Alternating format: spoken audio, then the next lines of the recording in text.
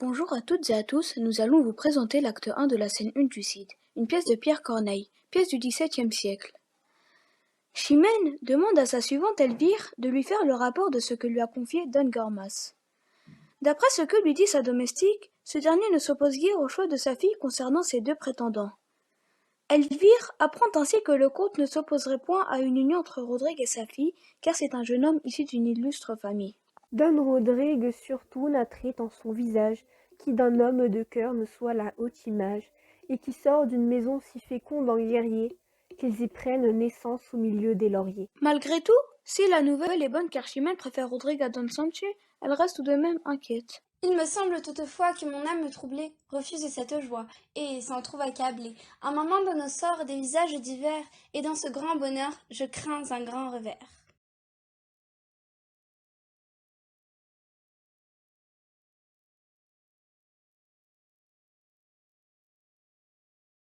Cette scène est un écho à la première. L'infante, fille du roi de Castille, s'adresse à sa suivante Léonore. Nous apprenons que c'est l'infante qui a joué les entremetteuses pour permettre à Chimène et Rodrigue de s'aimer.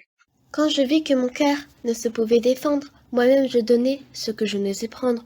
Je mis au lieu de moi Chimène en ses liens, et j'allumai leur feu pour éteindre les miens. Et si elle a fait cela, c'est pour s'éloigner d'un amour impossible. En effet, elle annonce à Léonore qu'elle est amoureuse d'un jeune homme. Mais une fille du roi ne peut aimer un homme dont le rang social est inférieur, ce que lui rappelle sa domestique.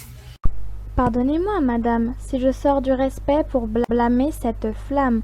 Une grande princesse à ce point s'oublier que d'admettre en son cœur un simple cavalier. Et que dirait le roi? Que dirait la Castille? Malgré les propos de sa servante, l'infante s'exprime tant bien que mal sur ses sentiments. Je travaille à le perdre et le perds à gré, et de là prend son cours mon déplaisir au secret. Je vois avec chagrin que l'amour me contraigne à pousser des soupirs pour ce que je dédaigne. Je sens en deux parties mon esprit divisé, si mon courage est haut, mon cœur est embrasé.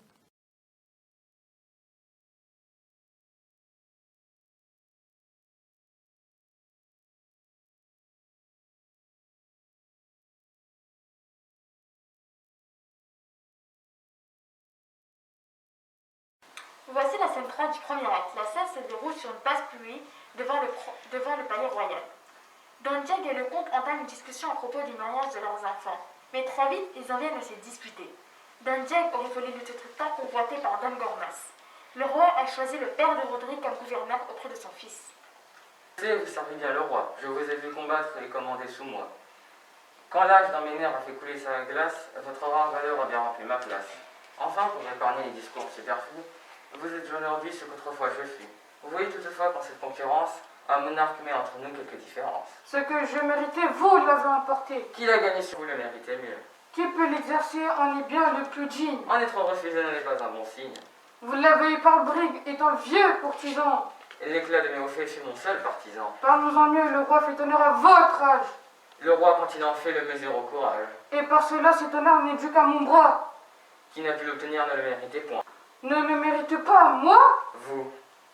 Téméraire vieillard aura sa récompense. Ouf. Le comte a commis l'irréparable en giflant le vieillard qui ne peut se défendre. Voici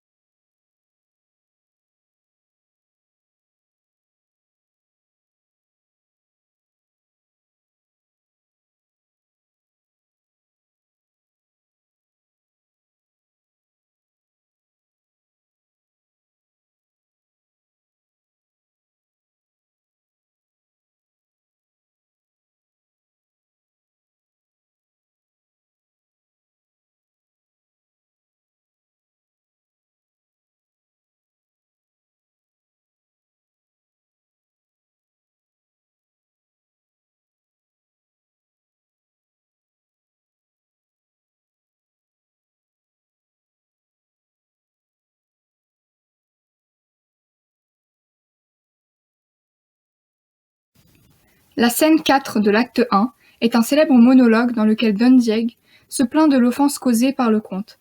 Il exprime ainsi ses pensées et ses sentiments au spectateur. Ô rage, ô désespoir, ô vieillesse ennemie, n'ai-je donc tant vécu que pour cette infamie, et ne suis-je blanchi dans les travaux guerriers que pour voir en un jour flétrir tant de lauriers? Mon bras qu'avec respect toute l'Espagne admire, mon bras qui tant de fois a sauvé cet empire, tant de fois affermi le trône de son roi, trahit donc ma querelle et ne fait rien pour moi. Don Diego réfléchit à la manière de se venger. S'adressant à son épée, il prend alors la décision de la céder à d'autres mains, ne pouvant lui-même assouvir sa vengeance.